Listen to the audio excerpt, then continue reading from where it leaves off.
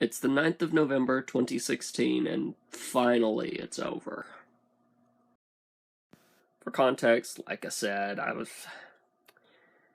when it comes to the election, I wasn't happy either way, so yeah. Interesting little tidbit, though. Went to my Facebook, and I had no clue who won. But I went to my Twitter, and of course, suddenly everyone I loved became a huge cesspool of negativity and hate, all in one lovely little bunch. Save for some shout-outs, people like Brian Brushwood, Justin Robert Young, they weren't. But the rest of them, just negativity all around. Remember we've had people before? And we've survived? Yeah, that'll happen still. So my plea is, can we all just freaking be human beings to each other again? Seriously. Also, for context, I woke up, I think I'm slightly dehydrated. The congestion's starting to go down, because so is the smoke in the air. And the reason why I have that theory is because I've got a massive headache right now, so all this negativity first thing in the morning with that headache, I have no tolerance for that right now. It's just like, nope, not going to do it. I mean, I even had one of my foreign contacts send me a message this morning saying, well, America screwed up more than us. I was like, no, stop. I'm done.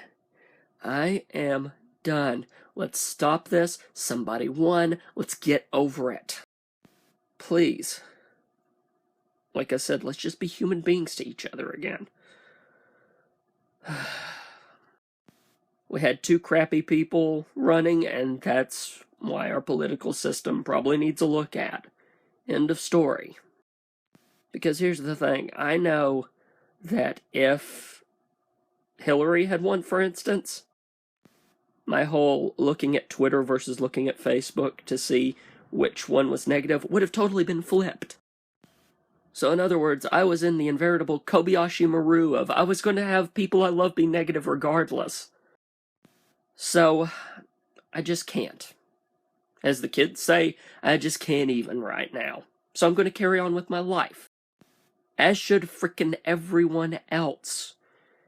It's politics. It's not the biggest thing that exists in the world.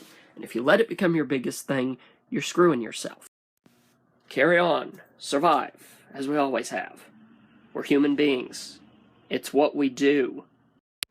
Well, thankfully last night, I can't remember if I said this in the rant this morning, so I'll say it now, we got rain, so the smoke is gone. And yes, we are at Walmart. Again, twice in 1 week. Busy week. Earlier in the week, it was for the tailgate thing, and now work is also going to do Thanksgiving the first week, because they couldn't find any other week, I suppose, So yeah, everything for the month is happening in 1 week, and yeah. It's just how it works sometimes. You know how this morning I gave my Facebook friends credit for not being a cesspool of hatred? Redacted. They woke up, apparently. Which, of course, has been a fascinating little character study for me, actually. I've been using this as an interesting just way of looking at things.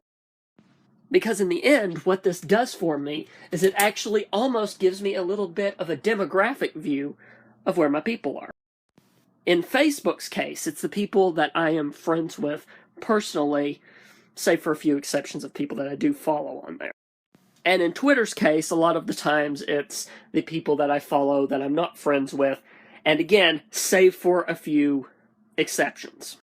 So with all that taken into account, because this election was so polarizing, it has literally given me a political demographic of both my friends and people I follow. The conclusion? Even though I'm a guy that stands in the middle, I got a lot of liberal friends. It's just the way I can see it. Of course, I realize that some people stood on that principle regardless of whether they were just because they hated the man himself. But, you know, first glances. And yes, I'm having fun with this, because this is how I do life. I don't suddenly go, oh no, we're doomed! Plus, honestly, this was going to be my reaction regardless of who won. So, yeah, there we go. So yeah, just doing a psychological study of my people on social media, which will then end in me probably laying off of it for a few days. I'm sure everyone will calm down in a couple of weeks. But until then, like I said, might have to lay off it a bit. By the way, this is one of the reasons why I don't try to grow a beard. You see that? That's just blank space. I've been having to let it be for the past couple of days because while the smoke was up, I was coughing way too much to be safely shaving. But now that the smoke's cleared and I can actually breathe again, it's freaking time. I know how it's going to turn out, though. It's not going to be pretty at the end of this, but has to go before it gets worse. And that'll be worse too, then.